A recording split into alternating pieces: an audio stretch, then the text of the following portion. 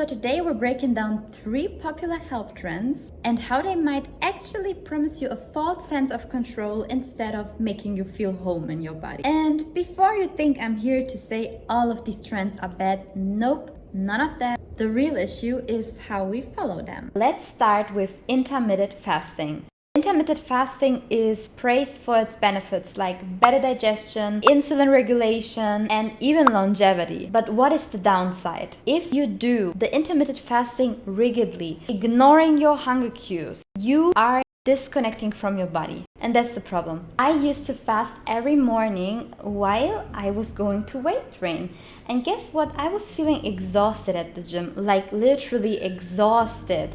But I kept telling myself that I need to push through instead of to stop. I could have listened to my body, right? But why didn't I do it? It's because I was having a lack of confidence. And how could I have confidence when everything I knew about health was based and built upon all of these rules? You see me? This is why I'm so vocal about it nowadays, because actually I wish I would have guidance on this one. And I wish that someone had told me better, you know? Because I was thinking that I'm doing everything to maximize my health, my wellness in regards of how I feel, in regards of how I look, but everything that I did was just completely against it. So listening to your body is actually key when it comes to your fitness and health journey. So I was basically I was expecting to perform whilst I was skipping breakfast in a cycle phase where I actually needed more food and more energy. You are a woman and your hormones do impact how you feel and how much energy you have. But the thing is, if you don't know it, then you'll probably expect from yourself to perform same every day. It must be the discipline, right? It must be the willpower. So my opinion to this is, if you're starving and pushing through in the name of discipline and willpower, that's a red flag. Instead, try eating when you're actually hungry, not when your clock says you should or shouldn't. Check in with yourself. Like, is it really making you feel better and supporting your fitness journey, or are you exhausted? And be extra mindful before your period. Your body just needs more energy in the second half of your cycle, so honor it. And yes, this is something you might keep hearing from me. I say it now, I'll say it again. And if you want to be reminded of this a lot more often, subscribe to my channel. Okay, now can we talk about the 75 hard? That challenge that's everywhere. 2 workouts a day, strict diet, progress pics for 75 days straight. But you know, I get why people love it. Structure feels safe. Checking boxes feels good. It kind of feels like you're having your life together, ain't it? But is this discipline or the perfect recipe to ignore your body's needs in the name of willpower? You're not necessarily building strength, but you're teaching your body to live in fight or flight. No rest days, no flexibility, labeling foods as good and bad. It's completely disconnecting you from your body signals. And surprise, that just adds more stress. And stress, like, it's the worst for your hormones, the worst. Actual strength comes from a place where you know when to pause, when your body needs rest, and how to embrace it without overdoing yourself and without pushing too much stress on yourself. Because did you ever notice, like, when you're in a really stressy period, how your period just is late? Guess why? Girl, guess why? And I feel like some women, including me, are sometimes really hard about that taking rest, you know, because we kind of feel as if we are staying behind if we're taking a rest. But actually taking that rest is giving you even more fuel to continue. But you just feel like, when I do a pause now, maybe I will stay behind. Or sometimes you also hear these quotes like, I can sleep when I'm dead.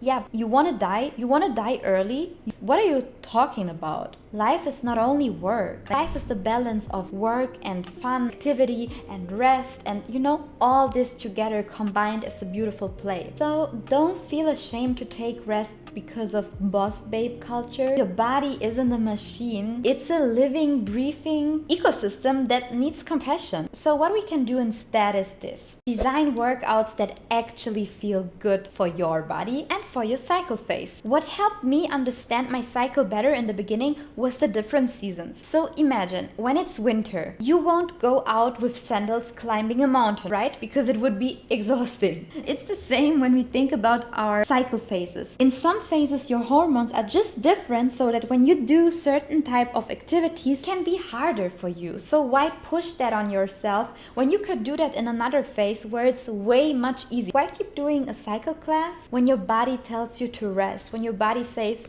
I don't have the energy right now? Like, who are you trying to impress? When your body signals you need to rest, then rest. Imagine if we treated sleep deprivation the same way as we were treating skipping a workout. Wow, you didn't sleep last night? So lazy. And if you want to build discipline, then believe me, 8,000 steps a day will build discipline, especially for the girlies that are quite a lot on their computers. What I want to say is discipline should not be about breaking yourself. It's about building a relationship with yourself that is kind and sustainable, so you can do it on the long run, if you truly want to benefit from it. Otherwise, say hello to hormonal disbalance. Speaking of hormonal imbalance, on the other end of the spectrum, I see so many women talking about hormonal balance and going all in. And see, I love that. If you want to talk about hormonal balance, your cycle, how your hormones affect your body as a woman and everything, I'm so in. You're in a totally right place. But before we can blink twice, suddenly it's a perfectionist cult. What started as self-care turned into an impossible set of rules. No caffeine, no sugar, must ground yourself for exactly 12 minutes before speaking to another human being. And suddenly, surprise again, you're more stressed about being perfect than about actually feeling good. You might be part of this perfectionist cult if you're feeling bad for drinking coffee, or if you, just like I did, felt bad when I didn't have the energy though I was in my follicular phase, because